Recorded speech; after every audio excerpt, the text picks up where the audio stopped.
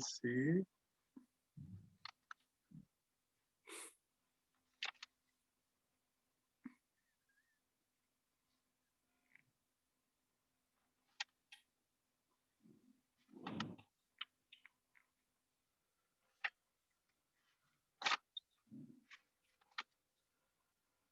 नहीं, वो शायद कहीं और लिखा गया था, तो इसको ऐसा करते हैं दीदी, इसको पेंडिंग में ही रखते हैं।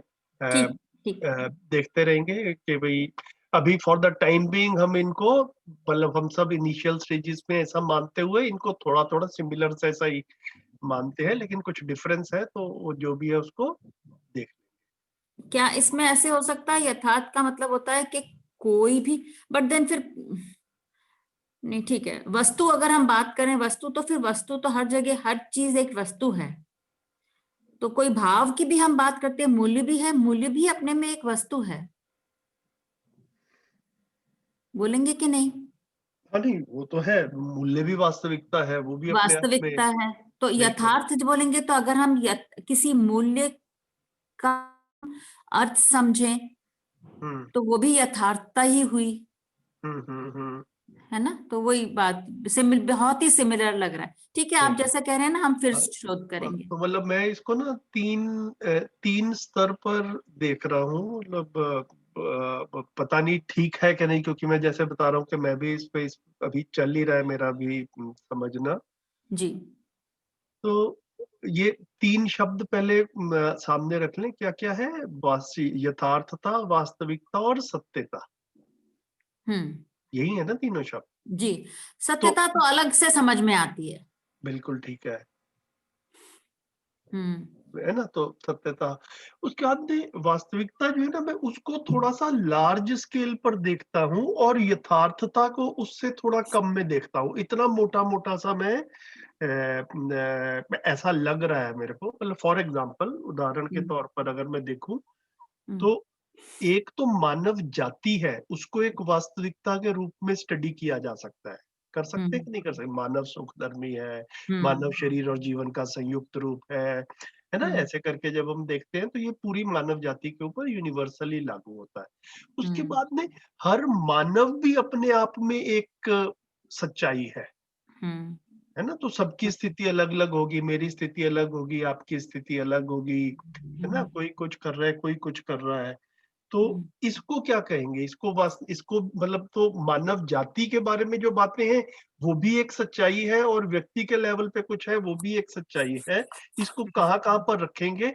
तो मैं सिर्फ देख ये पाता हूँ कि, मतलब कई बार ना मैंने ऐसा महसूस किया, मैं आपसे पहले भी शायद कभी कहा था, एक होता है कि हम शब्द से वास्तविकता तक यानी रियलिटी को समझने की कोशिश करते हैं। फिर हम्म एक दूसरा रास्ता ये बनता है, जो मेरे को कई बारी, मतलब मैं पर्सनली उसको अप्लाई करता हूँ, कि कई बार जो है फिर वास्तविकता या रियलिटी समझ में आ जाए, शब्द को बाद में समझ लेंगे। तो हम्म रियलिटी के रूप में ऐसा दिखता है कि भाई हाँ, मानव जाति के बारे में भी कुछ सच्चाइयां हैं, वो भी समझ में आनी चाहिए, और फिर व्यक्ति के लेवल पर भी कुछ सच्चाइयां होंगी, उसकी भी कुछ स्थिति होगी, उसको भी कुछ समझना होगा। तो शायद इन्हीं शब्दों को कहीं पे वहां पर भी प्लेस कर सकते हैं। मैं अभी इतना ही देखा देखी, बाकी इधर आप। हाँ जी।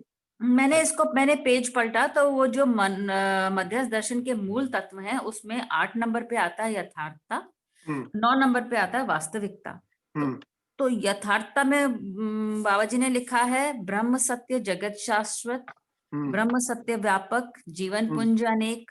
हम्म जीवन पुंज में अविभाज्य आत्म बुद्धि चित्त वृत्ति मन, हम्म, शरीर और जीवन और शरीर के संयुक्त रूप में मानव का वैभव, ठीक है। ईश्वर व्यापक, देवता अनेक, हम्म मानव जाति एक, कर्म अनेक, हम्म भूमि अखंड, राष्ट्र एक, राज्य अनेक, हम्म मानव धर्म एक, समाधान अनेक, हम्म जीवन नित्य, जन्म हम्म, मृत्यु एक घटना। ये ठीक है। यथार्थ है, मतलब ये सब है। बट मुझे ऐसा हम्म लगता है, जो कि हमको प्रत्यक्ष रूप में नजर आता है, उसको हम कहते हैं यथार्थ। और हम्म वास्तविकता जो है, वो वास्तविकता में बाबा जी ने लिखा, सह अस्तित्व में विकास क्रम विकास, ठीक जागृति है। क्रम जागृति, बढ़िया। जागृति पूर्वक अभिव्यक्तियां, समझदार मानव परंपरा। बढ़िया हो गया। आई थिंक ये थोड़ा स्पष्टीकरण उसमें हुआ है। हाँ हाँ, बिल्कुल ठीक है। है ना, जो प्रत्यक्ष है और जो उसके आगे जो सूक्ष्म रूप में है, जो आप पहुंच पाओ कारण तक, कारण तक पहुंचने का कारण। हाँ, तो ये जो वास्तविकता जो है, ये पूरा का पूरा जो है, मतलब वो धरती के शुरू से लेके आखिर तक पूरा क्रम जो है वो उसको वास्तविकता के रूप में कह रहे हैं, जी जी, ऐसा दिख रहा है ना? हाँ हाँ, पूरा जागृति तक और स्पष्ट और अभिव्यक्ति तक, है ना? और पूरा विकास क्रम शुरू से लेकर के, हाँ जी जी, और जो यथार्थ है वो मतलब उसमें तो सब जो कुछ जो सामने नजर आ रहा है। नहीं, उसमें भी जीवन वाला पार्ट भी है, वो जीवन मतलब अब जीवन को, है ना? वो भी उसको उसको भी आप मतलब कोई चाहे तो उसको मतलब महसूस कर सकता है हाँ, वाला, ठीक है, अवेलेबल है बिल्कुल ठीक है ना, उस हिसाब से आई थिंक थोड़ा सी क्लैरिटी हो रही ठीक है। है। जी गुड, जी, थैंक यू। चलिए, आप ही ने। नमस्कार नमस्कार हाँ भैया। जी, नमस्ते नमस्ते भैया। हाँ जी। इसमें कुछ ऐसा फिर बोल सकते हैं कि मैं कुछ समझने की कोशिश कर रहा हूँ हम्म कि यथार्थता में उन्होंने फाइंडिंग्स बताई हैं, जो उन्होंने अ, अ, जो भी उन्होंने क्या बोलेंगे फाइंडिंग्स करी, मतलब जो उनको लगा कि ऐसा होगा, ऐसा मतलब ऐसा है, और उसमें उन्होंने जो सच रियलिटीज हैं जिसको वास्तविकता ही है ऑब्वियसली, फाइंडिंग्स और रियलिटीज बोल सकते हैं क्या भैया इसको?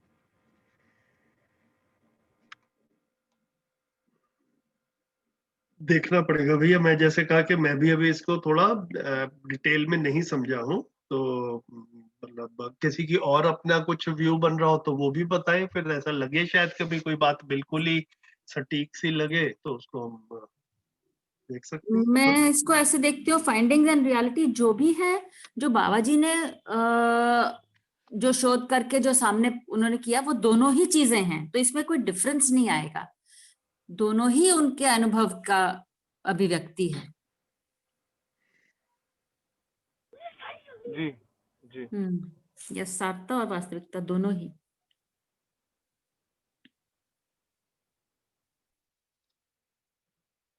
सुनील भाई, आपका कुछ ध्यान गया कभी इस तरफ? भैया मैंने भी एक बार थोड़ा सा मतलब डिस्कशन किया था इसके बारे में काफी बार। तो मुझे जो डिफरेंस इसमें ये लगता है कि दोनों ही है तो सत्य ही। अ, जो यथार्थ है वो ये कहने की कोशिश कर रहा है जिसमें जैसा अर्थ है वैसा स्पष्ट कर दिया। वास्तविकता में भी वही है, लेकिन इसमें एक एडिशनल चीज ये है कि वो वर्तमान कॉन्टेक्स्ट में, मतलब आप किसी भी धरती के परिप्रेक्ष्य में वर्तमान में क्या है, तो अभी अभी हम देख सकते हैं कि किसी भी धरती के कॉन्टेक्स्ट में अभी क्या है, मतलब धरती पे जैसे क्या है, तो विकास क्रम है या विकास हो चुका है, जागृति क्रम है, जागृति में है, तो जागृत हो जाएंगे तो हम जागृति परंपरा हो जाएगी। तो मतलब वर्तमान से अगर जोड़ के इसको देखेंगे तब ये वास्तविकता के अंदर आएगा। अदरवाइज ये बाकी जो सत्य हैं ये मतलब ऐसे ही है, ये कभी चेंज नहीं होते। मतलब अगर यूनिवर्सल कॉन्टेक्स्ट में, अस्तित्व के कॉन्टेक्स्ट में देखेंगे तो इसमें कोई जैसे ब्रह्म सत्य जगत शाश्वत, इसमें कोई धरती का कॉन्टेक्स्ट नहीं है, किसी एक पर्टिकुलर धरती का कॉन्टेक्स्ट नहीं है इसमें, यूनिवर्सल टाइप की चीज है जिसका जो अर्थ है मतलब बेसिकली। तो ये सारे जितने भी पॉइंट्स है इसमें कोई ऐसा नहीं है कि ये धरती के कॉन्टेक्स्ट में चेंज होते हो किसी चीज में। पर जो नीचे वास्तविकता वाले है वो किसी एक ग्रह गोल के कॉन्टेक्स्ट में आप उसकी स्थिति देख सकते हो कि किस स्थिति में अभी वर्तमान में क्या है। तो जैसे यथार्थ में भी ये नीचे वाले जहाँ पर मानव से रिलेटेड चीजें आ गई हैं, मानव धर्म में हाँ जन्म तो मृत्यु, ये भी तो कुछ ना कुछ फिर उस लेकिन धरती की स्थिति के अनुसार कुछ हुआ। नहीं, जैसे मानव धर्म एक, समाधान अनेक, तो मानव जहाँ पे भी है उसका धर्म एक ही रहेगा ना, समाधान अनेक। ओके, अब वही चीज अगर हम नीचे देखते हैं तो ये इसमें कॉन्टेक्स्ट बनता है बेसिकली। ओके, विकास क्रम मतलब किस धरती में क्रम हो चुका है, किसी में नहीं हुआ है, किस में विकास हो चुका है। ठीक है, ये एक अच्छा पॉइंटर लग रहा है मेरे को। तो विनीता दीदी, आपको कैसा लग रहा है इस तरह से देखने से? हाँ, उस तरह से देखा जाए तो ये एक प्रोसेस बता रहे हैं कि ये सब सब हो रहा है, कितनी चीजें विकास क्रम में हैं, कुछ विकसित हैं, कुछ कुछ जागृति क्रम में है, कुछ जागृत हैं, हम्म है ना। तो ये प्रोसेस है जो कि सब कुछ हो रहा है। हम्म तो शायद इसी तरह से हम पहचान सकते हैं। बाकी और जैसे आप कह रहे हैं शोध हाँ करें, और शोध किया जाए, हाँ बिल्कुल ठीक है, और मैं अभी जरा सोचा जाए। परिभाषा हाँ भी खोलने लगी थी, देखते हैं कोई क्या नहीं, निकलता है। ठीक है, जी ठीक है। जी। मेरे विचार में मेरे पास हाँ कुछ हाँ विचार आ रहे हैं, जैसे बताइए। कि सत्य या रूल्स या जो भी है, दो चीजें हो रही हैं। एक सत्य विद्यमान है, कहीं पर है, और एक है कि हम कितना खोज पाए हैं उसमें से। तो अगर हम्म इस कॉन्टेक्स्ट में देखा जाए तो ये दोनों चीजें यथार्थ और वास्तविकता कहीं पे फिट हो रही हैं इसमें।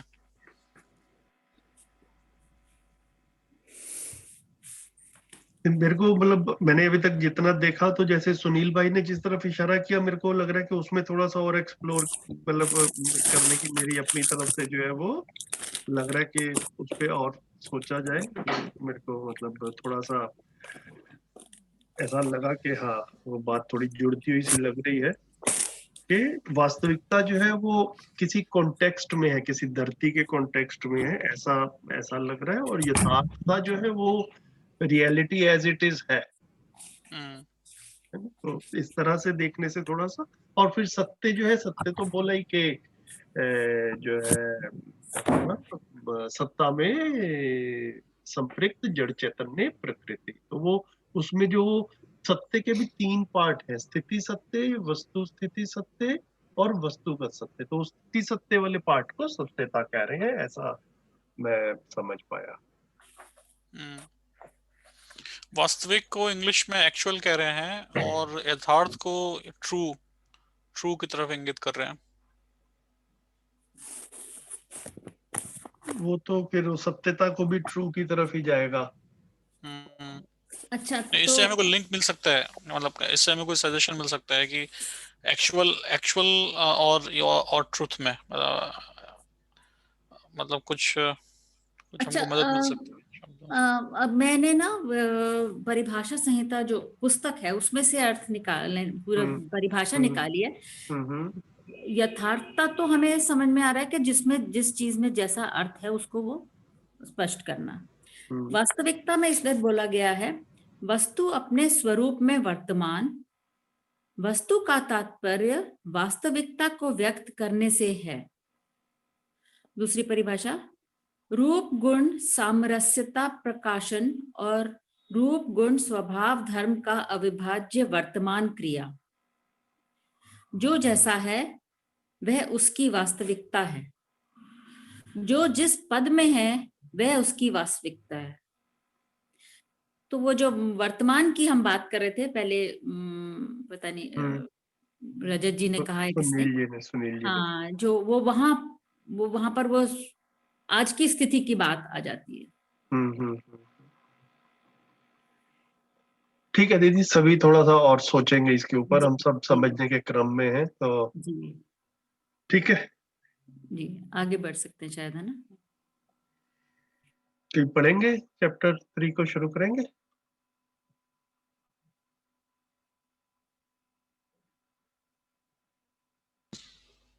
मैं पढ़ देता हूँ। ठीक है।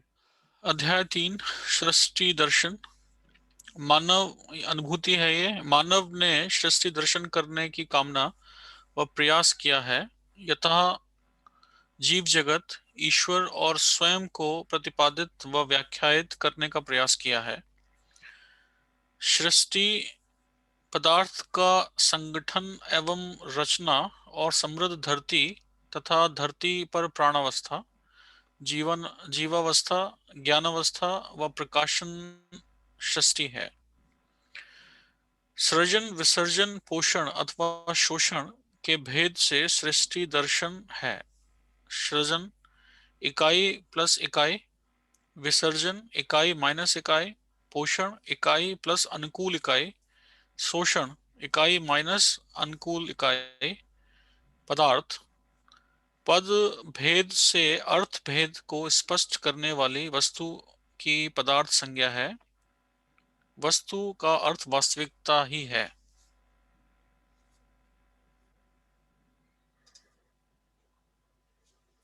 निरपेक्ष ऊर्जा व पदार्थों के सहअस्तित्व में ही सृष्टि कार्य है।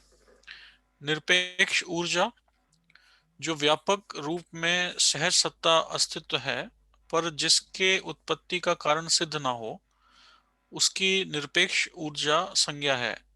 निरपेक्ष ऊर्जा शून्य की स्थिति में सर्वत्र व्याप्त है। शून्य जो स्वयं में क्रिया नहीं है पर सभी क्रियाएं जिसमें समाहित, आवेष्टित एवं आश्लिष्ट है की शून्य संज्ञा है। सापेक्ष एवं निरपेक्ष भेद से ऊर्जा है। इसे सापेक्ष ऊर्जा व निरपेक्ष ऊर्जा के रूप में पहचानना और समझना होता है। कार्य ऊर्जा सापेक्ष है तथा व्यापक रूप में निरपेक्ष ऊर्जा नित्य वर्तमान है। सापेक्ष ऊर्जा इकाइयों की परस्परता के बिना जिस शक्ति का प्रकटन ना हो वह सापेक्ष ऊर्जा है। भौतिक रासायनिक वस्तुओं की परस्परता में अथवा परस्परतावश प्रकट होने वाली शक्तियां जैसे दबाव, तरंग व प्रभाव को सापेक्ष ऊर्जा के रूप में पहचाना जाता है। ताप, ध्वनि, विद्युत भी सापेक्ष ऊर्जा है। निरपेक्ष ऊर्जा के बिना पदार्थों में मूल चेष्टा तथा पदार्थ के बिना निरपेक्ष ऊर्जा का परिचय नहीं है। निरपेक्ष ऊर्जा में प्रकृति नित्य वर्तमान है। मूल चेष्टा श्रम, गति एवं परिणाम की सम्मिलित क्रिया ही मूल चेष्टा है।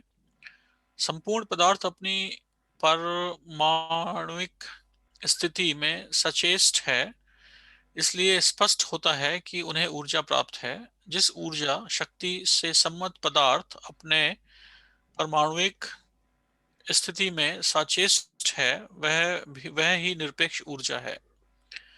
उक्त रीति से पदार्थ एवं निरपेक्ष ऊर्जा का सहअस्तित्व सदा सदा अविभाज्य रूप में होना सिद्ध होता है। मानव सुदूर विगत से वर्तमान तक परमाणुओं में पाई जाने वाली क्रियाशीलता के लिए मूल ऊर्जा स्रोत के संदर्भ में अज्ञात रहे। अब यह सहअस्तित्व विधि से स्पष्ट हुआ है। सत्ता रूपी ऊर्जा के अस्तित्व को निरपेक्ष ऊर्जा के रूप में स्वीकारा गया है क्योंकि इसे हम परमाणुओं की क्रिया के मूल में पाते हैं। यह निरपेक्ष ऊर्जा सर्वत्र एक सी रहने के कारण इसे साम्य ऊर्जा संज्ञा है। सत्ता से रिक्त व मुक्त क्रिया सिद्ध नहीं होती है। सत्ता ही व्यापक है, शून्य ही निरपेक्ष ऊर्जा है, शून्य ही सत्ता है। निरपेक्ष ऊर्जा एवं पदार्थ में इतना अंतर है कि निरपेक्ष ऊर्जा हर काल, स्थान व वस्तु में व्याप्त है। निरपेक्ष ऊर्जा ना हो ऐसा कोई स्थान व वस्तु प्राप्त या सिद्ध नहीं है, परंतु पदार्थ ना हो ऐसा स्थान है, ऐसा काल सिद्ध नहीं है। पदार्थ का प्रत्येक अंश ऊर्जा में है। स्थान व्यापक सत्ता अथवा शून्य क्योंकि एक एक वस्तु सत्ता में समाई है। पदार्थ का विस्तार बराबर स्थान। पदार्थ के संगठन अथवा तथा अवस्था भेद से ही पदार्थ की मात्रा एवं रूप की अवधियां हैं। समस्त पदार्थ ठोस, तरल अथवा विरल यानी वायु के रूप में उपलब्ध है। इन अवस्थाओं में पदार्थ तात्विक, यौगिक अथवा मिश्रण के रूप में प्राप्त है।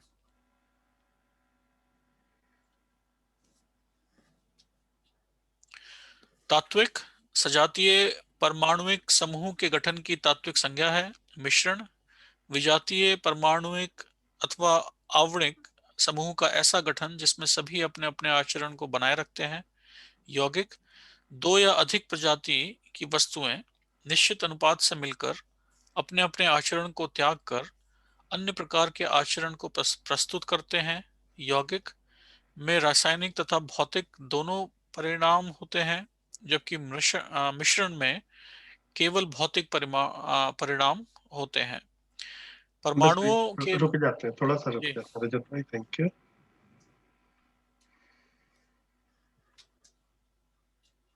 तो चैप्टर का नाम है सृष्टि दर्शन, और ये जो है मेरे ख्याल से 8-9 पेज का, हाँ 16 से फिर चैप्टर 4 शुरू हो रहा है, तो 6 से 15 तक 10 पेज का चैप्टर है।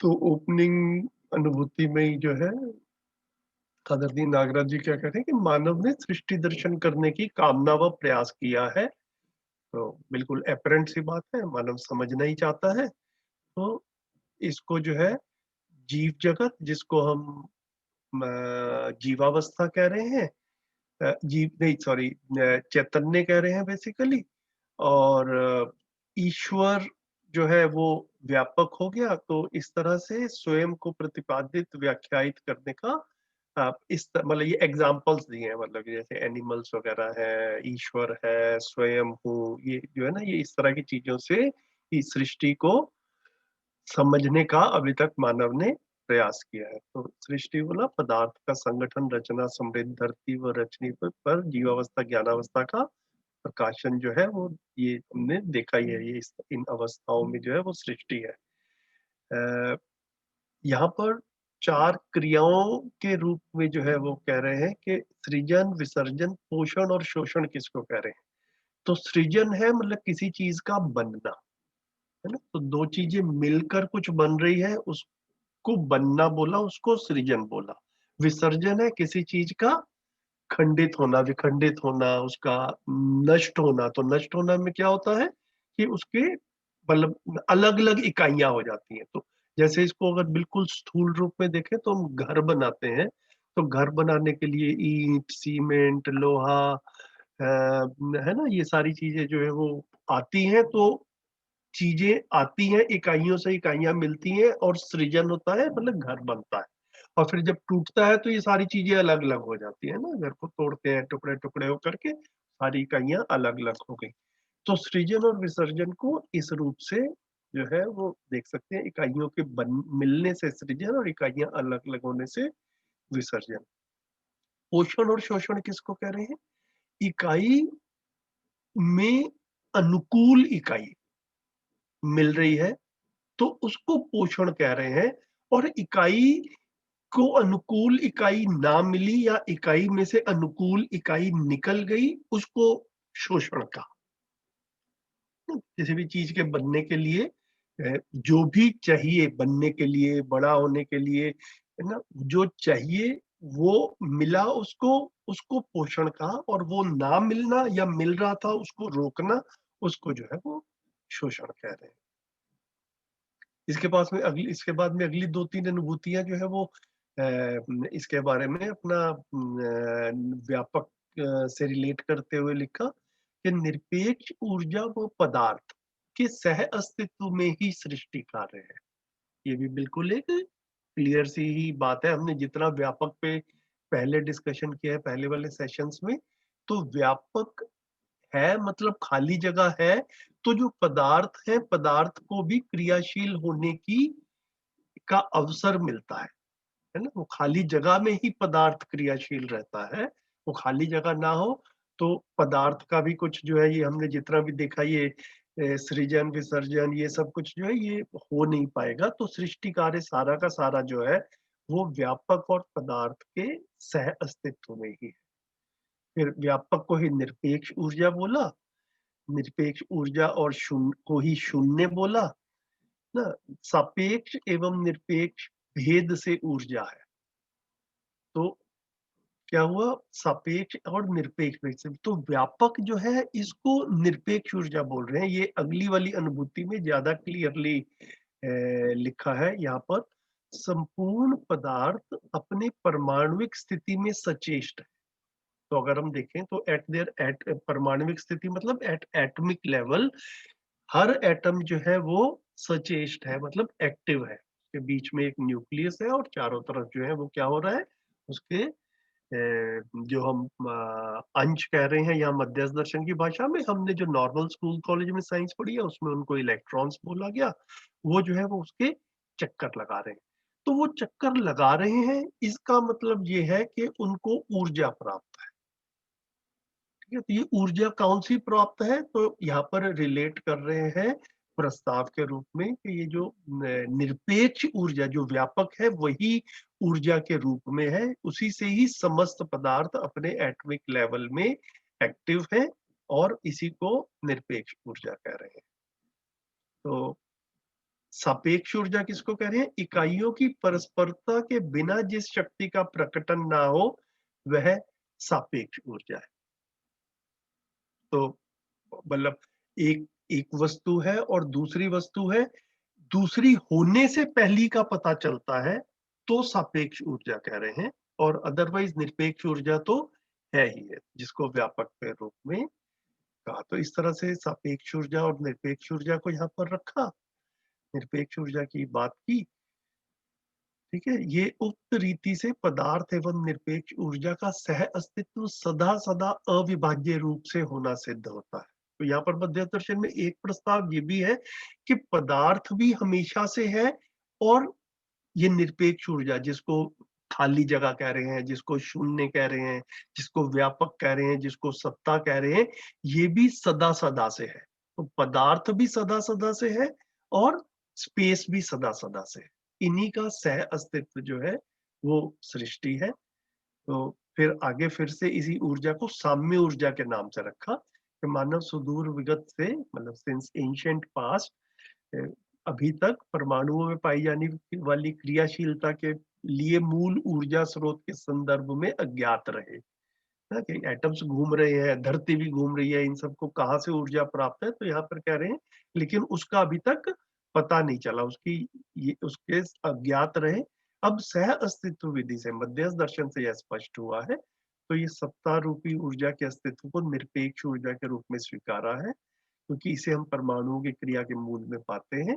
इसी कारण, क्योंकि ये सबको समान रूप से प्राप्त है, इसीलिए इसको साम्य ऊर्जा भी मध्यस्थ दर्शन में बोला गया। सत्ता से रिक्त या मुक्त क्रिया सिद्ध नहीं होती, तो सत्ता हर जगह पर है, ऐसा जो है इशारा कर रहे हैं यहाँ पर। इसको अपने में हम वेरीफाई कर ही सकते हैं। जैसे जैसे हम सोचते हैं ऐसा लगता ही है कि हाँ, हर जगह पे ये खाली जगह जो है ये तो है ही, यही व्यापक है। निरपेक्ष ऊर्जा एवं पदार्थ में इतना अंतर है कि निरपेक्ष ऊर्जा, मतलब ये जिसको स्पेस कह रहे हैं, ये हर काल, स्थान या वस्तु में व्याप्त है।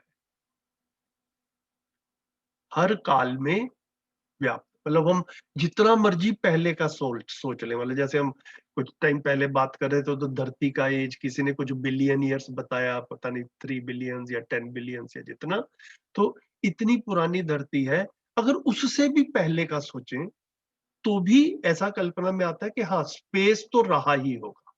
तो हर काल में, हर जगह पर और हर वस्तु में स्पेस जो है वो व्याप्त है।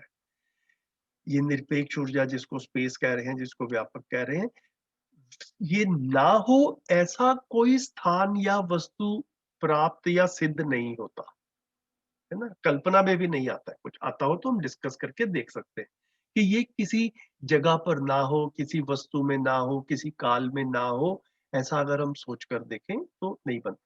लेकिन पदार्थ ना हो ऐसा स्थान है, ये तो हम वर्तमान में भी जानते ही हैं कि हम जब धरती के एटमॉस्फेयर के बाहर जाते हैं, जिसको हम आउटर स्पेस कहते हैं, तो उसमें कहते ही हैं कि यहाँ पर कुछ भी नहीं है, ये स्पेस है, मतलब यहाँ पर कोई पदार्थ नहीं है।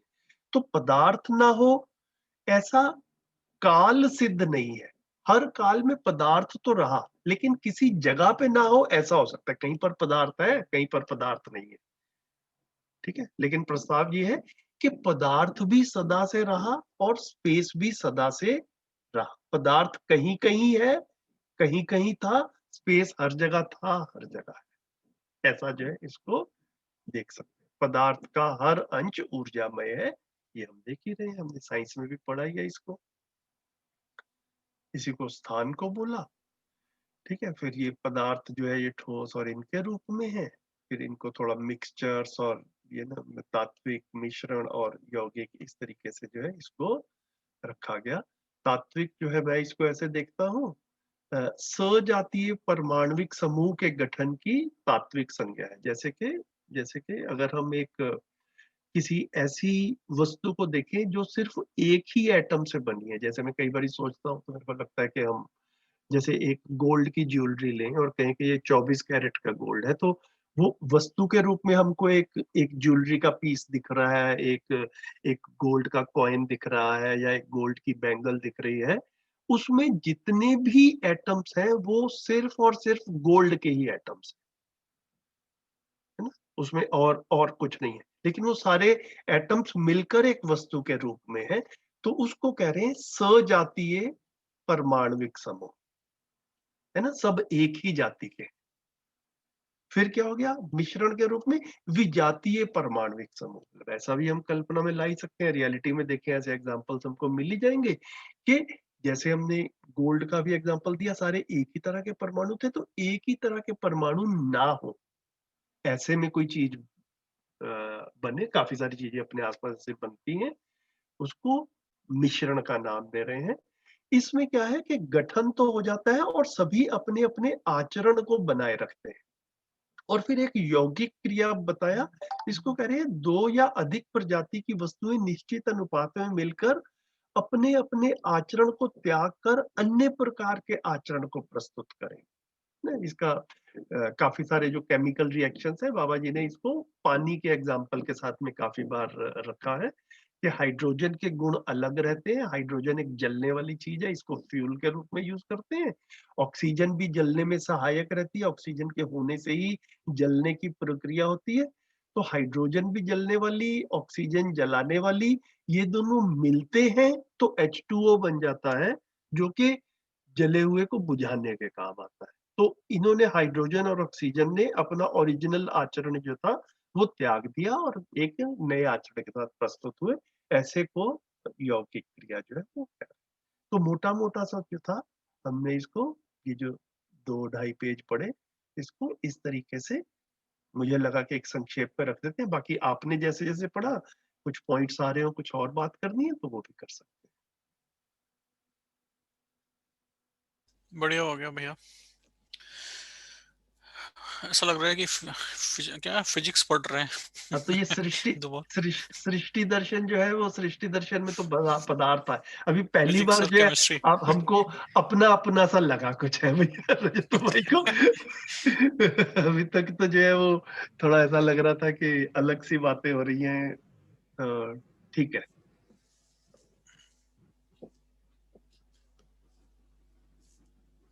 और बताएं।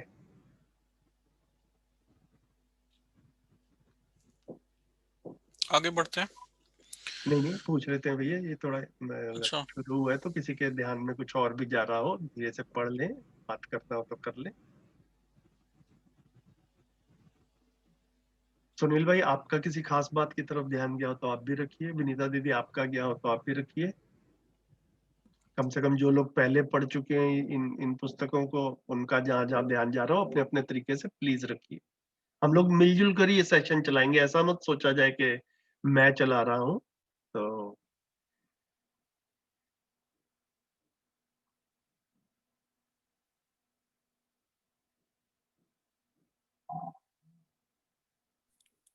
सुनील जी भाई। हाँ जी, ये हाँ जो बताइए है, विनीता, हाँ बताइए।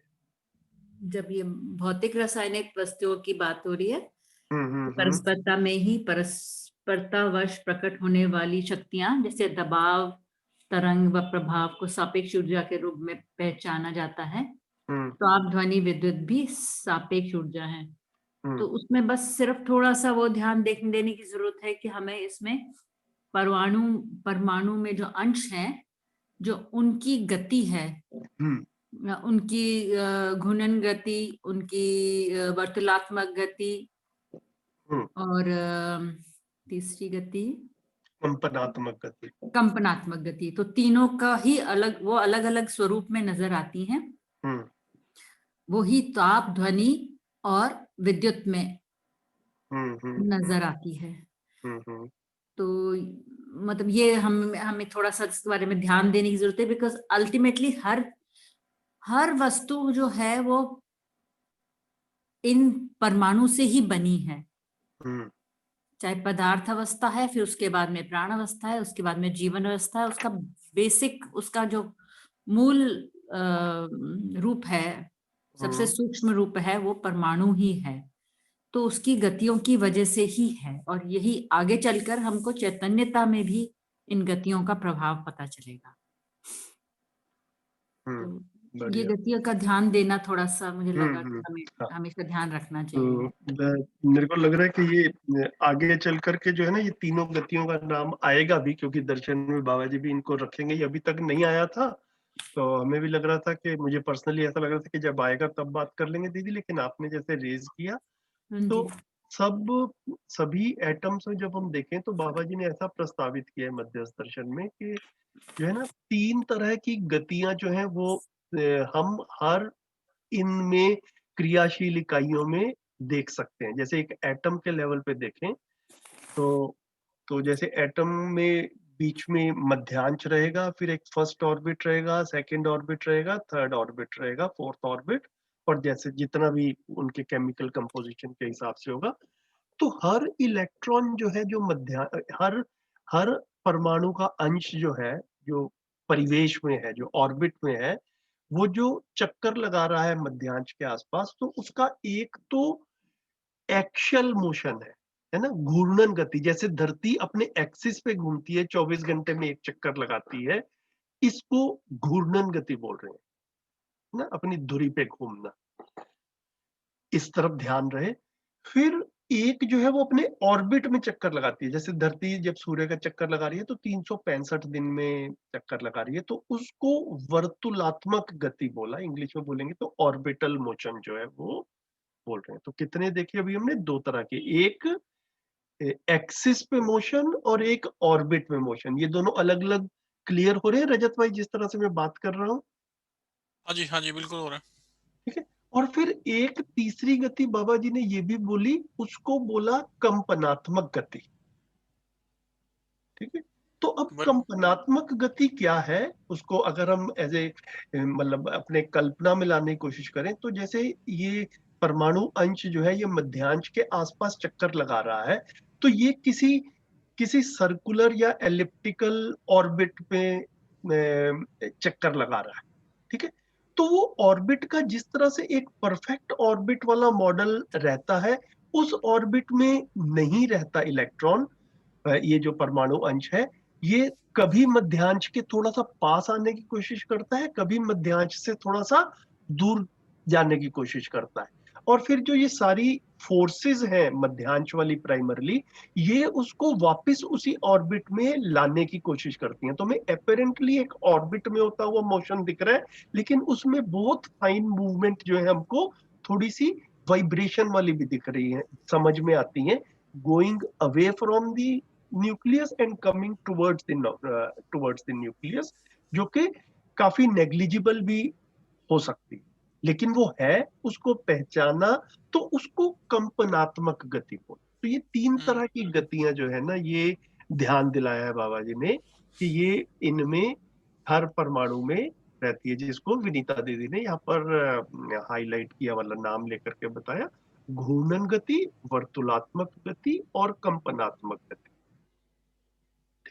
इन्हीं गतियों का ही जो प्रभाव रहता है, वही प्रभाव जो है ये ताप, ध्वनि और विद्युत के रूप में भी जो है वो प्रस्तुत होता है। ठीक है। तो मतलब ये इलेक्ट्रॉन्स का मोशन जैसा होगा, है ना, किसी में किसी तरह की गति ज्यादा है, उसके हिसाब से उसके अंदर जो है अलग अलग तरह के इफेक्ट्स आएंगे। इसको हम देख सकते हैं, साइंस ने भी इसमें क्या कहा है, और इसको भी जैसे जैसे हम आगे बढ़ेंगे, इनके ऊपर काफी स्पष्टताएं कर्म दर्शन में और भौतिकवाद में डिटेल में, क्योंकि ये शुद्ध रूप से भौतिकता की तरफ जो है, शुरुआत में बात भौतिकता की तरफ है। इसी को ही जब हम जीवन परमाणु से रिलेट करते हैं, तो जीवन परमाणु में भी मध्यांश में आत्मा है, और फिर 4 ऑर्बिट्स हैं, जो कि अगर मध्यांश से शुरू करें तो क्लोजेस्ट जो है वो बुद्धि है, फिर उसके बाद में चित्त है, फिर उसके बाद में वृत्ति है, और जो आउटर मोस्ट है वो मन है। तो इस तरह से फिर इनमें भी ये सारी गतियां जो है वो रहती हैं। तो इसको समझेंगे धीरे धीरे जैसे जैसे आगे बढ़े।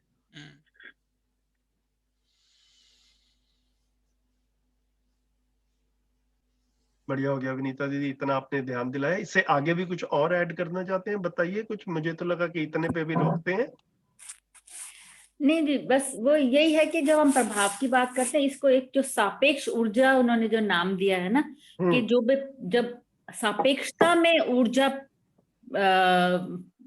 क्या बोलते हैं उत्पन्न होती है, वो रूप में पहचानी जाती है, बस तब मतलब ऊर्जा नहीं उत्पन्न होती,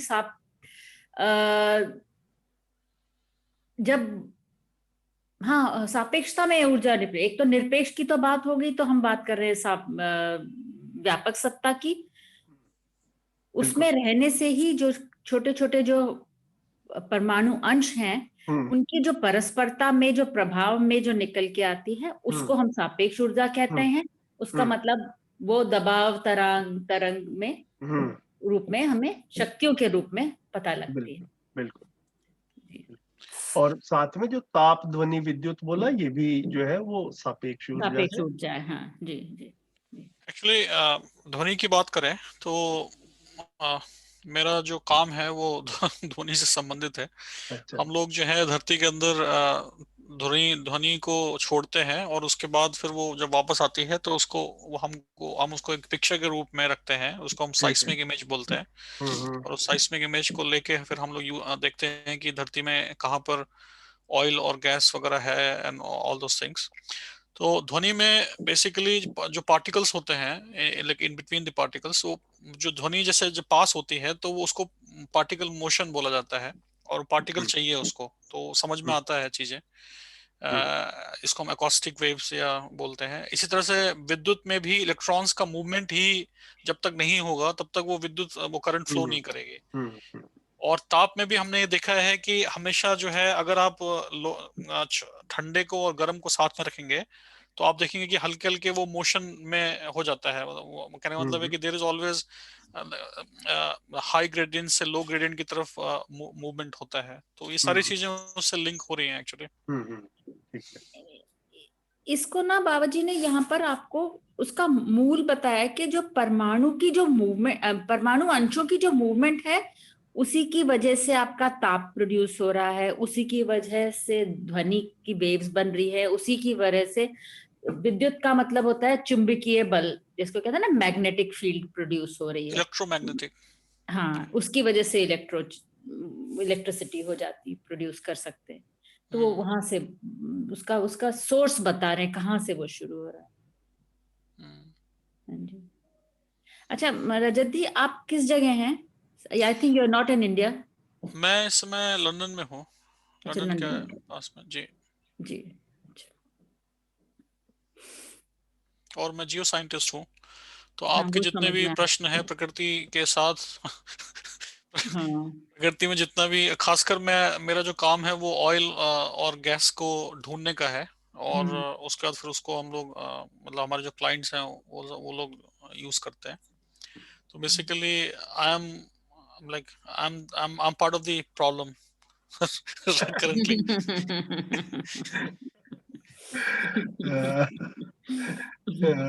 ठीक है। जो बाबा जी ने जितना अपना जीवन विद्या एक परिचय पढ़ा और जितनी बार बोला कि धरती का पेट फाड़ कर हम खनिज निकाल रहे हैं, उतनी बार आपको अपना प्रोफेशन ध्यान है। बिल्कुल बिल्कुल बिल्कुल। भैया आई थिंक इसमें एक और बात मेरे ख्याल से स्ट्रेस देने की है कि वो जो निरपेक्ष ऊर्जा की जो हम बात कर रहे हैं हम, क्योंकि अभी तक हमने जो पढ़ा है ऊर्जा के बारे में कि वो एक चीज से दूसरी चीज में ट्रांसफर होती है, लेकिन यहाँ पे जो बात कर रहे हैं कि निरपेक्ष जो स्वयं में क्रिया नहीं है और सभी क्रियाओं जिसमें समाहित है, और जो मूल चेष्टा है जिससे प्राप्त है, तो ऐसा नहीं है कि व्यापक से ऊर्जा मिल रही है उनको। व्यापक में होने के कारण पदार्थ में मूल चेष्टा है, प्रेरणा है, वो क्रिया है। तो व्यापक अपने आप में क्रिया नहीं है। बिल्कुल, इसीलिए इसका दूसरा नाम है शून्य भी जो है वो चल। हाँ, तो इसमें मतलब मुझे लगता है कि ये व्यापक में और जो काफी मतलब डायरेक्शन से व्यापक को इसमें समझाया गया ना, पिछले चैप्टर में भी था ना वो, फर्स्ट चैप्टर में भी था, फर्स्ट चैप्टर में भी था। तो हर डायरेक्शन से हमें इसको देखना पड़ेगा कि ये इसकी मतलब क्या क्वालिटीज है या गुण क्या है। तो मतलब जड़ में कैसे व्यापक, जड़ पे क्या प्रभाव है, मतलब प्रभाव इन द सेंस जड़ क्या प्रभाव लेता है। मतलब व्यापक कुछ प्रभाव छोड़ रहा है ऐसा नहीं है, क्योंकि उसमें कोई क्रिया ही नहीं है। जड़ क्या प्रभाव ले रहा है और जो चैतन्य है, जो हम लोग हैं, वो क्या प्रभाव ले रहे हैं, ये दोनों चीजों के देखने की जरूरत है। मतलब फर्स्ट चैप्टर में भी जो आया था ना, कार्य व्यवहार काल में नियम के रूप में प्राप्त है, विचार काल में समाधान के रूप में प्राप्त है, अनुभव काल में आनंद के रूप में प्राप्त है, आचरण काल में न्याय के रूप में प्राप्त है। ये व्यापक का ही प्रभाव है, व्यापक सत्ता का ही प्रभाव है, जो हमें मतलब व्यापक से ही प्रेरणा है ये सारी। पर ऐसा नहीं है कि व्यापक की वजह से हो रहा है। नहीं, वो कह रहे हैं ना नियम के रूप में प्राप्त है, तो व्यापक ही हमें नियम के रूप में प्राप्त है। वो ये है, व्यापक अपने नियम के स्वरूप में हमें प्राप्त है, आनंद के स्वरूप में हमें प्राप्त है, विचार के स्वरूप में हमें प्राप्त है, न्याय के रूप में स्वरूप में हमें प्राप्त है। हाँ। हमें प्राप्त करना है तो हमें जागृति पथ पे चल के न्यायपूर्ण होना है, समाधान पूर्ण होना है, और विचारों में समाधान पूर्व होना है। तो जागृत होने पे आनंद के रूप में हमें व्यापक प्राप्त होगा। वो मतलब ये निकल के आ रहा है इस तरह से। मैं मतलब इसी मतलब पॉइंट को कहना चाह रहा हूँ कि प्राप्त सभी को है, मतलब चाहे जो जागृत हैं चाहे नहीं भी जागृत हैं। हाँ, सिर्फ पहचानना है। हाँ, तो ऐसा नहीं है कि मतलब किसी पे कृपा होगी किसी पे नहीं होगी, ऐसा नहीं है, सभी को प्राप्त है, सभी को। इसीलिए और जो चेष्टा है वो, इसीलिए उसी को साम्य भी बोला। हाँ, चेष्टा या जो प्रयास है वो हमारा ही है, उसमें व्यापक का कोई ना कोई लेना देना है, ना कोई कहना है, ना कोई मतलब जिसे कहते हैं ना कृपा हो गई है हमारी परमात्मा की, वो ऐसा कुछ नहीं है। बढ़िया, बहुत बढ़िया भाई। बिल्कुल ठीक तो लग रहा है सबको, प्राप्ति ठीक ही लग रहा है। हाँ, सबको ठीक लग रहा है ना, सब साथियों को। हाँ जी, थोड़ा हिंदी बहुत हैवी होता है, लेकिन हाँ जब डिस्कशन होता है तो फिर समझ में आने लगता है। ठीक है।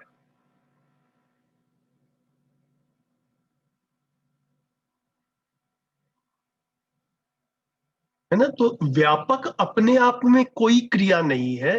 ये सुनील भाई ने इसको री एम्फेसाइज किया, और मध्यस्थ दर्शन में इसको बार बार लिखा जा रहा है ना। निरपेक्ष ऊर्जा जो है ये अपने आप में शून्य जो है, जो स्वयं में क्रिया नहीं है ना, लेकिन सब क्रियाएं इसमें इंक्लूडेड है। इसी को शून्य भी बोल रहे हैं।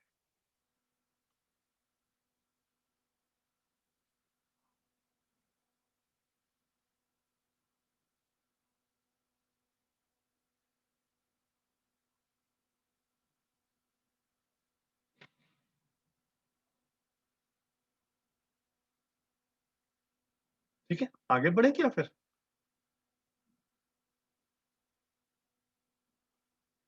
कौन पढ़ेंगे? भैया इसमें कुछ मैं बोलना चाह रहा था। हाँ, बोलिए ना भैया, बोलिए। क्लैरिटी भी चाहिए थी। हाँ। जितना अभी तक समझ में आया है उसमें इसको ऐसा हम बोल सकते हैं कि अस्तित्व में सिर्फ दो ही वास्तविकताएं हैं, जिसमें एक इकाइयां हैं और दूसरा व्यापक है। इकाइयां दो प्रकार की हैं, दो हैं, जड़ इकाई और चैतन्य इकाई। और इकाइयां व्यापक सत्ता में संपृक्त हैं, यानी डूबी भीगी गिरी हैं। भीगी होने की वजह से क्रिया बल संपन्नता है, और डूबी होने की वजह से उनमें क्रिया है, और क्रियाशील होने की वजह से गति है। और जो वो गति है, उसी गति को विकास क्रम विकास, जागृति क्रम जागृति कहा है। और विकास से विकास का मतलब है गठन पूर्णता। गठन पूर्णता मतलब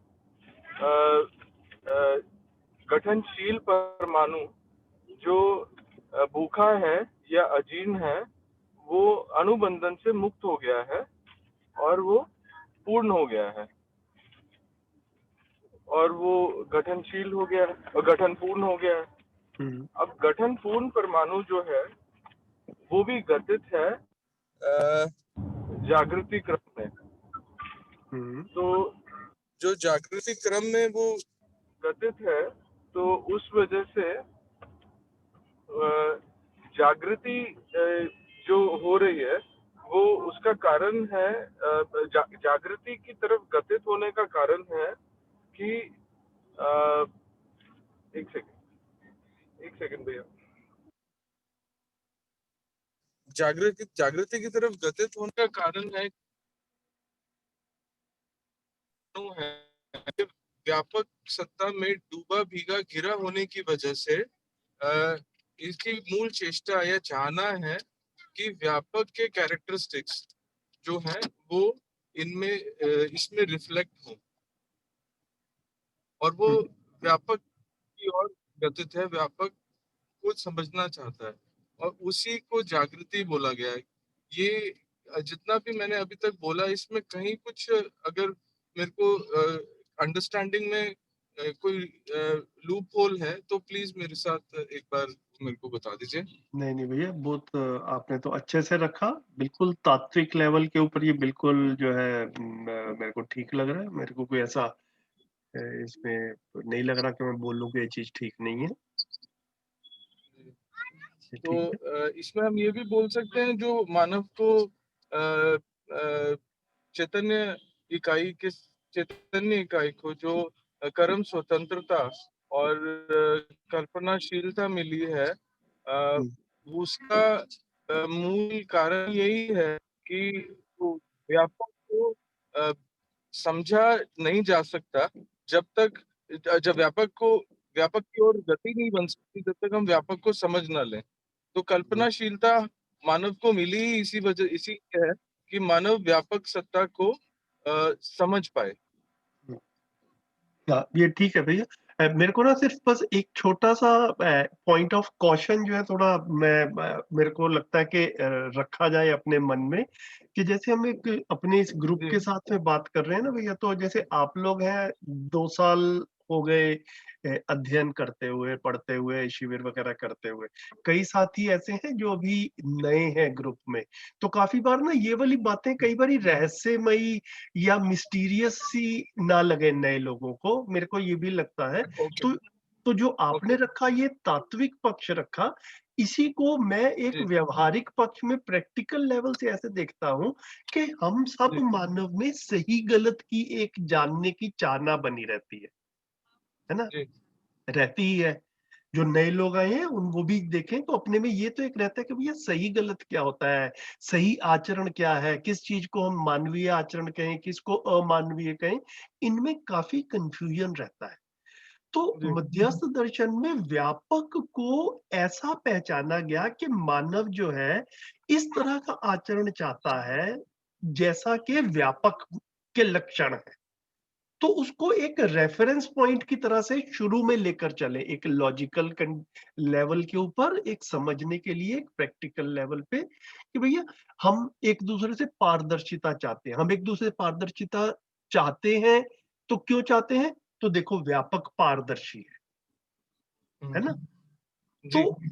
तो इससे जो है ना मेरे को ऐसा लगता है कि नए साथियों को एक बार मतलब कॉन्सेप्ट समझ में आ जाएगा, फिर ये वाली भाषा भी ले लेंगे। जैसे अभी विशाल जी ने बोला कि भैया भाषा थोड़ी सी भारी हो जाती है शुरू शुरू में, तो हम अपने लेवल पे अपने इस भाषा को भी लेकर चलेंगे और साथ में थोड़ा सा सिंपल भाषा में भी लेकर चले, कि भाई वो मुझे लग रहा है कि सब साथ साथ चल पाए, बस इतना सा ध्यान रखें हम लोग। आपने जो तात्विक स्तर पर कहा बिल्कुल ठीक कहा भैया, बहुत बढ़िया। जी भैया, थैंक यू भैया। ठीक हो गया भैया, इतना ठीक है?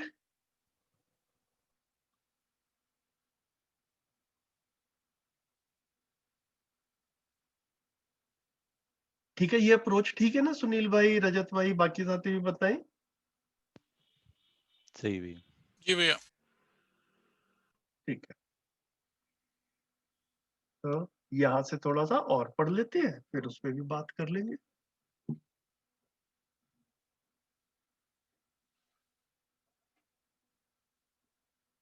नेक्स्ट कौन पढ़ेंगे?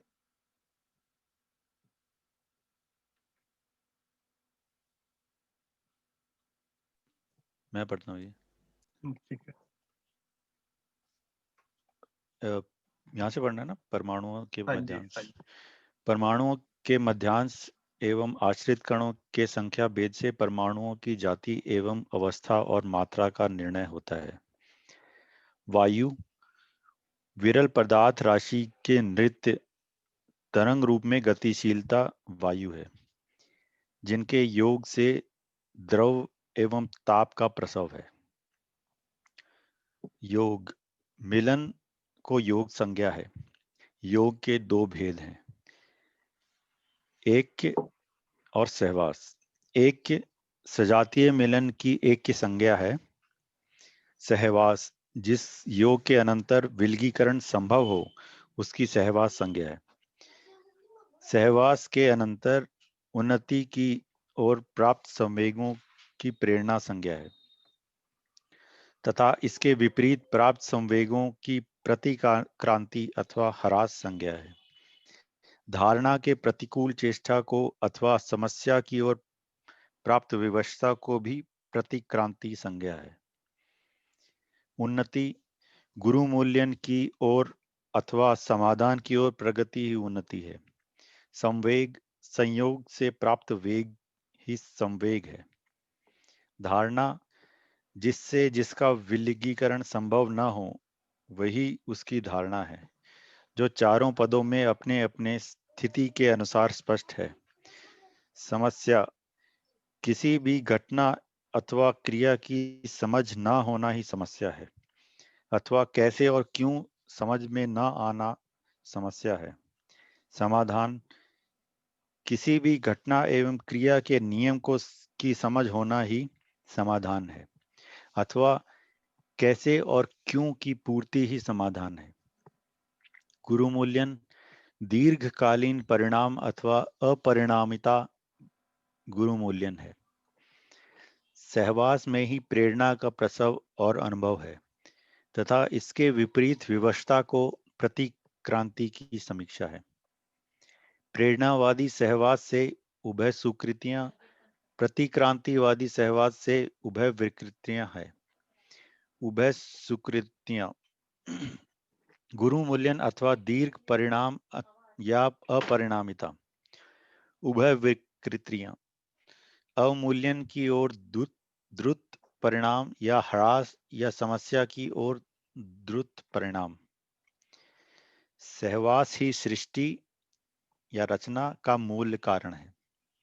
सहवास सहअस्तित्व में अभिव्यक्ति है। सहअस्तित्व नित्य वर्तमान व नित्य प्रभावी है। संसार में अथवा अनंत संसार में ऐसी कोई इकाई नहीं है जो उत्थान या पतन की ओर गतित ना हो, क्योंकि गति रहित कोई इकाई नहीं है। अतः अनंत के लिए मात्र दो ही गतियां हैं, ठोस पदार्थ राशि के नृत्य या तरंग मिश्रण एवं यौगिक विधियों से समस्त रस एवं उपरस का प्रसव है। रुक जाते हैं भैया थोड़ा सा यहाँ पर, है ना, फिर इसके बाद में ये आगे वाला पढ़ लेंगे। ठीक है, थैंक यू। तो यहाँ से शुरू हुआ था, तो ये तो स्पष्टता ये है कि परमाणुओं के मध्यांश एवं आश्रित कणों, आश्रित कण मतलब जो ऑर्बिट में है, की संख्या भेद से परमाणुओं की जातियां हैं। बिल्कुल ठीक बात है ना, जितने भी हम पीरियोडिक टेबल में एटम्स देखते हैं वो इसी हिसाब से रहेंगे, उनके बाहर जो है ऑर्बिट्स में कितने इलेक्ट्रॉन्स हैं। योग, योग मतलब मिलन जो है ना, मतलब दो चीजें मिलती हैं उसको योग कह रहे हैं, और जो दो चीजें जब अलग होती हैं तो उसको वियोग बोला है। यहीं पे मध्यस्थ दर्शन भी बोला है, परंपरा में भी बोला है, योग और वियोग। तो मिलना जो है वो योग हो गया, और अलग अलग होना उसको जो है वियोग कहते हैं। तो योग के दो भेद है ना, मतलब ये मिलना जो है किस तरह से होगा, ऐक्य और सहवास। तो ऐक्य जो क्या क्या इसको कह रहे हैं, सजातीय मिलन की ऐक्य संज्ञा है। एक ना मैं थोड़ा सा इस चीज को भी देख लें कि ये वाले जो शब्द हम यूज कर रहे हैं, ये हमारे पुराने साथी भी बताएंगे। इनका आगे चल करके जब हम गहराई में मध्यस्थ दर्शन को स्टडी कर रहे हैं, तो जहां जहां पर इसकी जरूरत पड़ेगी वहां पर इसको और डिटेल में भी देख लेंगे। अभी पूरे मानव व्यवहार दर्शन में हम जीवन और व्यापक की ज्यादा बात करेंगे पढ़ते पढ़ते, तो ये वाले शब्दों का रेफरेंस काफी कम आएगा इस चैप्टर के बाद में। ठीक है, तो जिन शब्दों की ज्यादा महत्व होगा उसको हम ऐसा कोशिश करेंगे कि उसको पूरी स्पष्टता बनाते हुए चले, क्योंकि उसके वो हमारे बुनियादी शब्द होंगे, उसके ऊपर हमारी आगे की अंडरस्टैंडिंग बिल्डअप होगी। और जिनका ऐसा है कि इस चैप्टर के बाद में आगे जल्दी रेफरेंस नहीं आने वाला पूरी बुक में, उसको मतलब जितना समझ में आता है उतना लेकर के अभी आगे भी पढ़ सकते हैं। तो ये एक्के सहवास वगैरह जो है ये इस चैप्टर के बाद में इनका ज्यादा रेफरेंस नहीं है, फिर भी हम देख लें। तो एक्के क्या बोला, सजातीय मिलन की एक्के संज्ञा है। तो अभी हमने ऊपर जब सजातीय मिलन की बात की थी, तो हमने जैसे गोल्ड वाला एग्जांपल लिया था ना, 24 कैरेट का गोल्ड है तो सारे के सारे जो है ज्वेलरी में एक ही तरह के एटम्स हो गए, तो उसको सजातीय मिलन बोला, उसी को एक्के भी बोल रहे हैं। सजातीय मिलन की एक्के संज्ञा है। तो कोई वस्तु है, कोई इकाई है, उसमें एक ही तरह के एटम्स है, तो एटम्स तो फिर भी एटम से मिल रहे हैं, अलग अलग किस्म के एटम नहीं मिल रहे। सिर्फ गोल्ड का एटम गोल्ड के एटम से मिल रहा है, उसको एक्के बोला। ठीक है, फिर सहवास क्या कह रहे हैं, जिस योग के अनंतर विलगीकरण संभव हो उसकी सहवास संज्ञा है। मतलब दो तरह के एटम्स मिलकर के कोई चीज बनी, फिर बाद में हम चाहें तो उनको फिर से अलग अलग भी कर सकते हैं, तो उसको बोला कि ये जैसे साथ साथ आए हैं फिर बाद में इनको अलग भी किया जा सकता है, उसको सहवास कह रहे हैं। सहवास के अनंतर उन्नति की ओर प्राप्त संवेगों की प्रेरणा संज्ञा है, इसके विपरीत प्राप्त संवेग की प्रतिक्रांति और ह्रास संज्ञा है। ठीक है, उन्नति गुरु मूल्यन की ओर अथवा समाधान की ओर प्रगति उन्नति है। ये जो है ये इंपॉर्टेंट है, ये बार बार आएगा आगे भी चल के, ये वाले शब्द जो है। तो गुरु मूल्यन की ओर अथवा समाधान की ओर जो प्रगति है उसको उन्नति कह रहे हैं। धारणा क्या बोला, जिसका जिससे विलगीकरण संभव ना हो वह उसकी धारणा है। तो हमने देखा कि, और इसी में लिख भी दिया इन्होंने जो मैं कहने वाला था अभी, जो चारों पदों में अपने अपने स्थिति के अनुसार स्पष्ट। तो चारों पदों में जिसको हमने धर्म के रूप में पहचाना, क्या है वो, पदार्थावस्था का धर्म या धारणा। धर्म और धारणा पर्यायवाची शब्द है यहाँ पर। पदार्थावस्था का धर्म है अस्तित्व, बने रहना। ठीक है, प्राणावस्था का धर्म है पुष्टि, ग्रोथ, उनमें सेल्स बनते रहते हैं पेड़ पौधों में। और फिर जो जीवावस्था है उसमें धर्म क्या है, जीने की आशा, जिंदा रहने की आशा। और मानव का ज्ञानावस्था का धर्म क्या है, धारणा क्या है, सुख पूर्वक जीना, है ना। तो मानव सुख धर्मी है। तो ये चारों पदों में चारों अवस्थाओं के अनुसार अपना अपना जो है वो ये स्पष्ट ही है, ये बात हो चुकी है पहले। यहाँ पर ये बड़ा इंटरेस्टिंग आया है, समस्या और समाधान। तो समस्या किसी भी घटना अथवा क्रिया की समझ ना होना ही समस्या है। तो किसी भी घटना अथवा क्रिया की समझ ना होना ही समस्या है। तो यहाँ पर आगे चल कर के आएगा कि अस्तित्व में सिर्फ 3 तरह की क्रियाएं हैं, भौतिक क्रिया, रासायनिक क्रिया और जीवन क्रिया।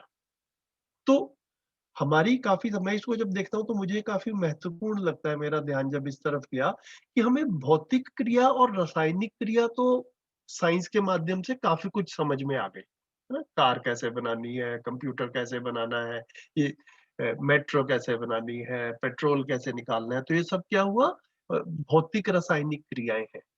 तो लेकिन यहाँ पर मध्यस्थ दर्शन में है कि अस्तित्व में 3 क्रियाएं हैं, भौतिक क्रिया, रासायनिक क्रिया और जीवन क्रिया। जीवन क्रिया किया था ना एक बार हमने, 10 क्रियाएं जो जीवन में रहती हैं। भ्रमित मानव में 4.5 क्रियाएं एक्टिव रहती हैं, जागृत मानव में 10 की 10 क्रियाएं एक्टिव रहती हैं। तो हमें जीवन समझ में नहीं आया, जीवन क्रिया समझ में नहीं आई, ये हमारी समस्या है मूल रूप में अगर देखें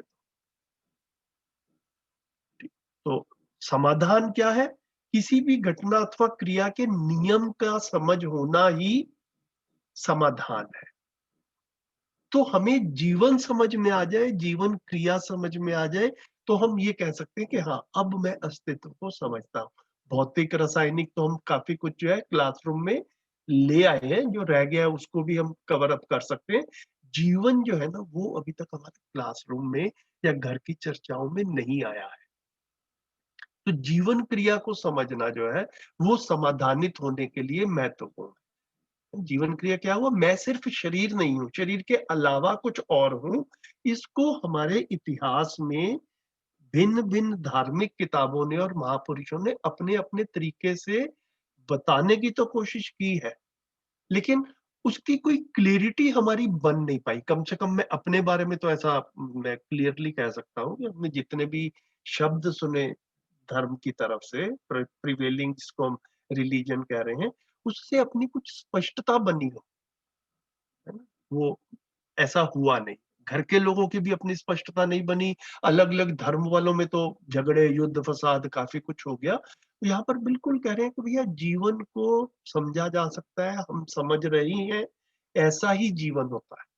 तो जैसा एटम जैसा होता है, फिर वो समझ में आ जाता है, तो फिर वो हिंदू के लिए ग्रेविटी का नियम अलग होगा, मुस्लिम के लिए ग्रेविटी का नियम ऐसा अलग होगा, ऐसा होता नहीं है। तो ऐसे ही हम लोग मानव शरीर के अलावा कुछ और है, वो भी जैसा है वैसा हम समझ लें, तो कोई झगड़ा फसाद भी नहीं रहे। तो कैसा है, उसको हम यहाँ पर जीवन के रूप में समझने की कोशिश कर रहे हैं।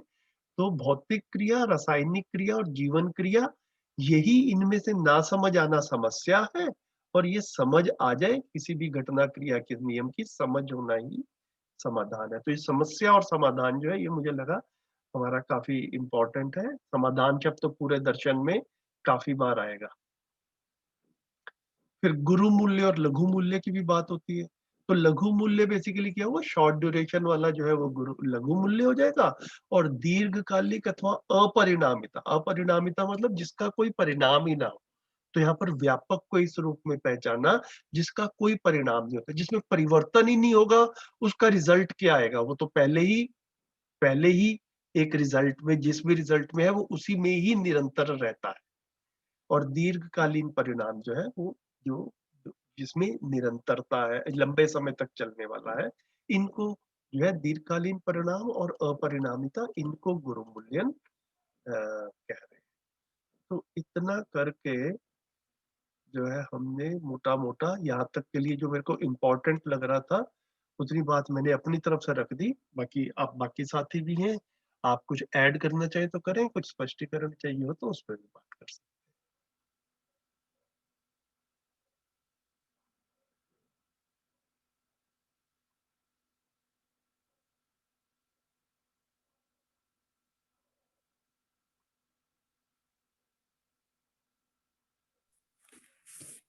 संजीव जी, नेक्स्ट पॉइंट भी एक बार एलैबोरेट कर दीजिए। कौन सा सहवास में ही प्रेरणा का प्रसव और अनुभव है। कहाँ पर लिखा है ये? जो अभी गुरु मूल्यन किया ना, हाँ हाँ हाँ हाँ हाँ उसका हाँ। नेक्स्ट है सहवास में ही प्रेरणा का प्रसव और अनुभव है, तथा इसके विपरीत विवशता को प्रतिक्रांति की समीक्षा है।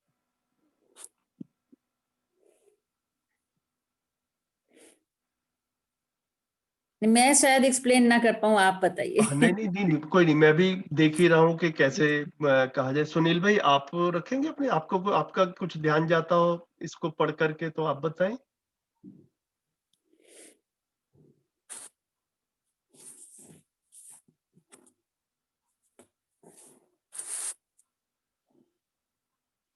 मैंने भी इसके ऊपर दीदी डिटेल से कभी मनन किया नहीं। मतलब देखिए, काफी सारी चीजें इसको ना, हमारे सोम भाई ने जब हमने इसको मानव व्यवहार दर्शन को पढ़ना शुरू किया था, तो मुझे याद है कि उन्होंने ये कहा था कि इसको अच्छे से समझना हो तो 50 बार पढ़ना जरूरी है।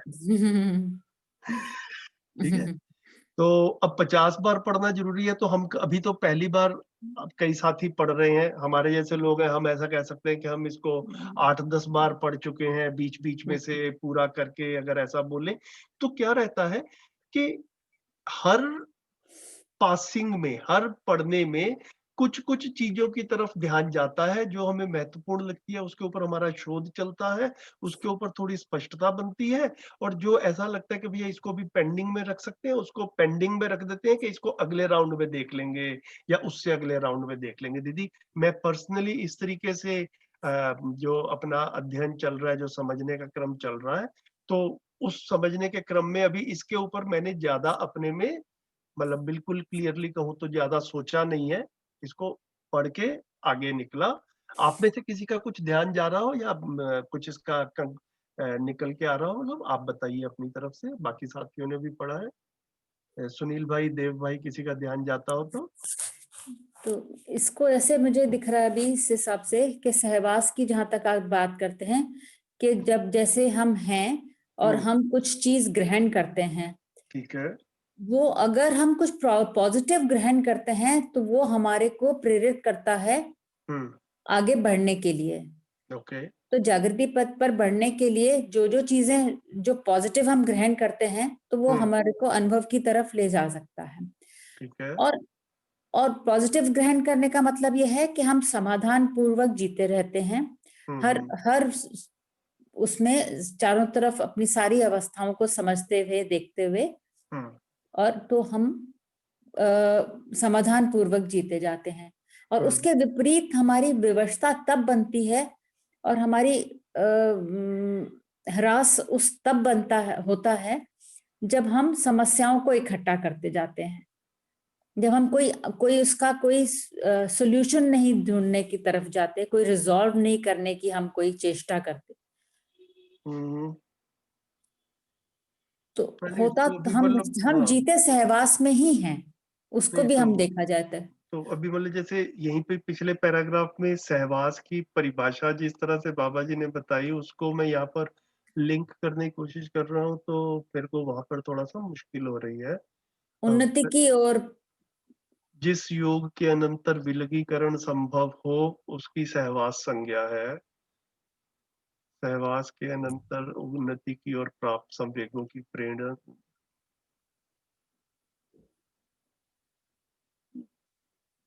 तो ठीक है दीदी, अभी मतलब मैं तो समझने के क्रम में हूँ, आप जितना रख सकते हैं इसको रखें। हाँ, अभी इतना ही समझ में आ रहा है, फिर देख लेते हैं। इसका अगर हम देखें तात्विक पक्ष का, हाँ जी, तो एक चीज समझ में आती है, जैसे विकास क्रम, विकास की अगर हम बात करते हैं तो उसमें हाइड्रोजन एटम का ऑक्सीजन एटम के साथ मिलन, शायद उसको सहवास बोला है। उसको तो मैं ऐसा समझा हूँ, मैं गलत हो सकता हूँ, प्लीज मेरे को करेक्ट कीजिएगा। तो चाहे वो पानी की डेवलपमेंट हुई हो या फिर एवोल्यूशन में बाकी एलिमेंट्स को मिला के अमीनो एसिड्स बने हों, अमीनो एसिड से प्रोटीन्स बने हों, और प्रोटीन से आगे सेल्स बने हों, और सेल से आगे फिर डेवलपमेंट जो भी आगे हुई है वो उन्नति के पथ पे हुई है। मतलब ऐसा लगता है कि ये सहवास जो क्रिया हो रही है, ये मतलब आगे की और जागृति क्रम में आगे की ओर ही लेके जा रही है हमको। मतलब एवोल्यूशन जो भी हो रहा है वो ऐसा नजर आता है। बढ़िया, ये कुछ धुंधला सा मेरे को ऐसा समझ आ रहा है। बाकी मेरे को भी इसमें और स्पष्टता भी चाहिए, और मेरे को भी लगता है कि इसमें और जानने का भी स्कोप है। राहुल जी, थोड़ा अगर हम डेफिनेशन को दोबारा से समझेंगे ना, तो मुझे जैसे समझ में आ रहा है कि सहवास का बात हो रही है योग जिसके अनंतर विलगीकरण संभव हो। विलगीकरण का मतलब होता है किसी को सेपरेट कर पाना, मेरे को ऐसे समझ में आता है कि तो सेपरेट कर पाना संभव है। इट्स लाइक एक चीज होती है, एक जैसे मिक्सचर और कंपाउंड का डिफरेंस आ जाता है। मिक्सचर होता है कि साथ साथ रहते हैं और वो एक दूसरे को प्रेरणा देते रहते हैं, और फिर वो they can be separated also. और कंपाउंड में होता है वो यौगिक क्रिया हो जाती है उसके अंदर, उसमें आदान प्रदान हो जाता है और एक नया प्रोडक्ट, नया कंपाउंड अपनी नई प्रॉपर्टीज के साथ में सामने आता है। सहवास में ऐसा नहीं है। सहवास में एक दूसरे को अलग किया जा सकता है। मुझे विलगीकरण का अर्थ मुझे यही समझ में आता है कि दे कैन बी सेपरेटेड। तो आप एलिमेंट्स एंड जो एवोल्यूशन की बात करें उसमें बहुत सारी चीजें ऐसी हैं जो कि सेपरेट नहीं हो सकती। जैसे वाटर, हाइड्रोजन ऑक्सीजन मिलके कंपाउंड बना, वाटर इज अ कंपाउंड, तो वो सहवास की स्थिति नहीं है, वो यौगिक क्रिया है। ओके, ठीक है दीदी, जी मैं थोड़ा जी सा और इसके ऊपर काम करता हूँ, थोड़ा और थोड़ा सा जानने और की। सोचा जाए। बिल्कुल बिल्कुल जी जी। ठीक है, और बताएं।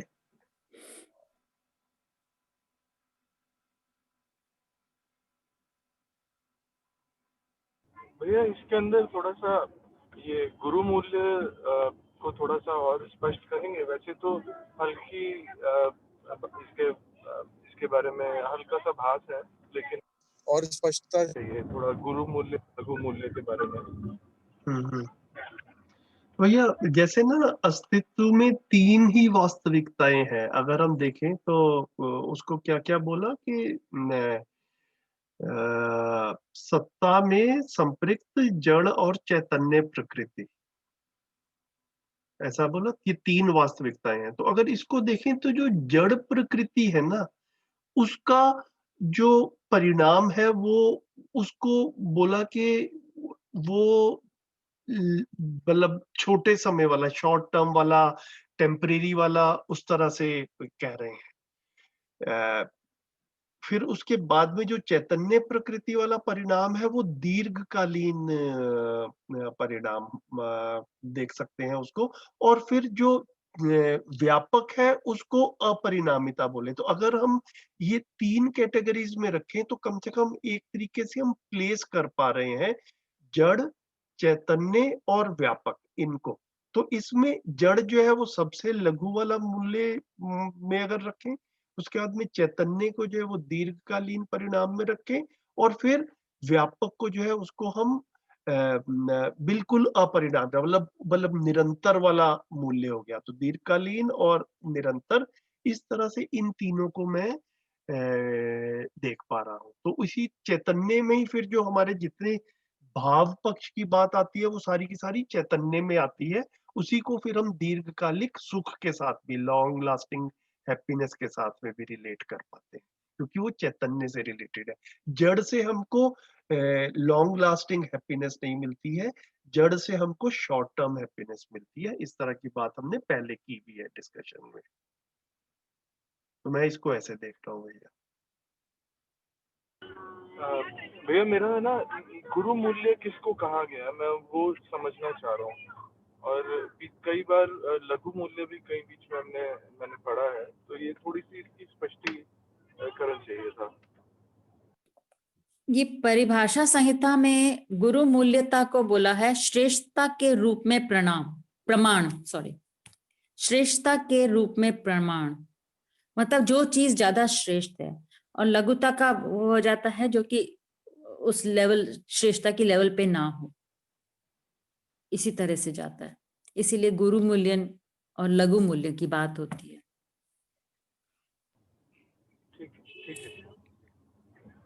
अभी ना हमारे जीने में भी भैया देखे, जैसे अगर हम देखें तो हमें वस्तुएं भी चाहिए और हमें भाव भी चाहिए। ऐसा तो हम सब अपने जीने में व्यावहारिक तौर पर देख ही पाते हैं।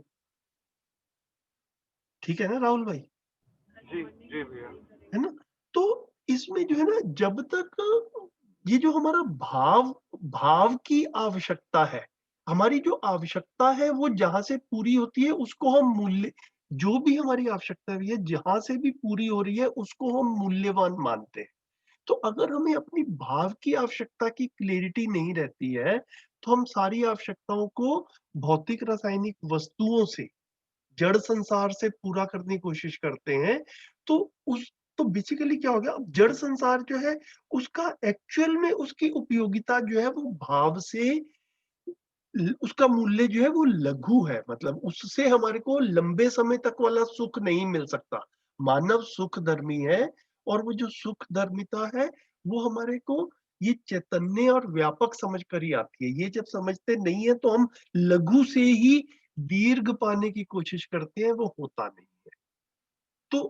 तो मूल्य क्या हुआ, जैसे हमारी सुखी होना हमारी आवश्यकता है, उस आवश्यकता को जहां से पूरी होगी वो वाली वस्तु हमारे लिए मूल्यवान है। तो अगर हमें लगता है कि ये वस्तुओं से ही पूरा हो जाएगा तो हम वस्तु को मूल्यवान मानते हैं, तो वो मानना है, वो वहां पर फिर एक गलती सी हो रही है, ऐसा जो कह रहे हैं। तो जिसका जो मूल्य है उसको हम पहचान पाते हैं, तो फिर उसके मूल्य अनुसार ही हम लोग फिर उसको यूज भी कर पाते हैं। तो किसी भी इकाई का प्रयोजन या उसका मूल्य एग्जैक्ट पहचानना ही वो ही गुरु मूल्य है। मैं अगर पहचानता हूं तो मैं भी मूल्यवान हो जाता हूं, ऐसा भी कह सकते हैं, है ना? जी तो जी भैया। हर इकाई का भी एक मूल्य है, लेकिन उस मूल्य को पहचानने वाला कौन है हम्म, हम्म, है ना? अब जैसे लैपटॉप का कुछ मूल्य है, तो लैपटॉप का मूल्य है, इसको मानव ही पहचानता है ना? इसी तरह से हम्म। जड़ और चैतन्य हम जैसे हैं, तो जो जो हमारी आवश्यकता है उसको पहचानने वाला मानव ही है। तो मैं उसको उसके अकॉर्डिंगली पहचान पाता हूं, तो मैं भी मूल्यवान हो जाता हूं, नहीं तो मैं भी मूल्यवान नहीं रहता। मतलब अगर मैं ही पूरी तरह से पहचान नहीं पा रहा तो मतलब फिर वो तो ऐसा ही कहेंगे कुछ कुछ। जी ये आगे जो है मेरे को लग रहा है कि इसमें मूल्य वगैरह जो है शायद इसी चैप्टर में आने भी वाला है, अगले 4-5 पेज में। तो जब आएगा तो बिल्कुल वहां पर उसकी डिटेल में भी बात हो जाएगी। यहाँ पर तो पासिंग में गुरु मूल्य लघु मूल्य आ गया है, लेकिन ये जब रूप गुण स्वभाव धर्म की बात आने वाली है इसी चैप्टर में, तो उसमें भी इसके बारे में थोड़ा डिटेल में बात हो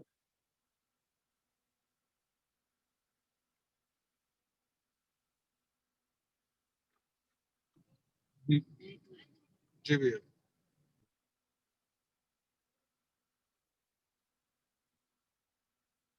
जाएगी। और बताएं।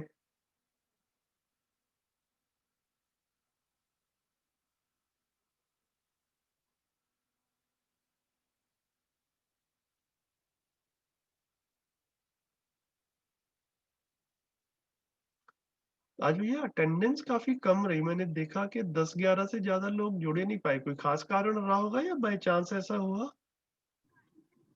भैया हम 4 जने साथ बैठे हैं आज। फॉर्चुनेटली गुरलीन, महेश एंड शिफाली, हम चारों साथ में ही थे। अरे तो तो बोले ही नहीं बिल्कुल भी। अलग अलग आज है ना। अच्छा अच्छा, ओके। वो एक ही फोन, एक ही डिवाइस से कनेक्टेड है हम अच्छा सारे। अच्छा, चलो गुड। अभी नमस्ते वो सभी को। नमस्ते भैया। नमस्ते नमस्ते नमस्ते। चलो ठीक आज है। वो ब्लूटूथ से कनेक्ट करके ना हम सारे साथ बैठ गए थे। ओह ओके ओके, ठीक है। तो बताइए, 4:03 हो गए मेरी घड़ी में। अभी आगे भी पढ़ के डिस्कस करें, आज को रैप अप करें, और फिर ये जो 1-2 पॉइंट्स हमारे अभी पूरी तरह से स्पष्ट नहीं हुए, कल अगर श्रवण भैया जुड़ पाए तो उनकी स्पष्टता के लेते हुए फिर आगे चल पड़ेंगे। ठीक है जी जी हाँ, हम कर सकते हैं। है ना? और बाकी जितनी बात हुई है आज की, उसके ऊपर कुछ और करना हो तो वो कर सकते हैं बात।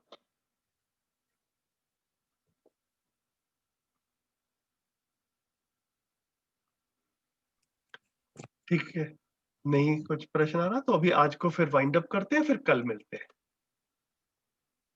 जी भैया, ठीक है, चलिए। Thank you. Okay, thank you भैया। Thank you, thank you. नमस्ते। नमस्ते सभी। नमस्कार। पूरी दे दो।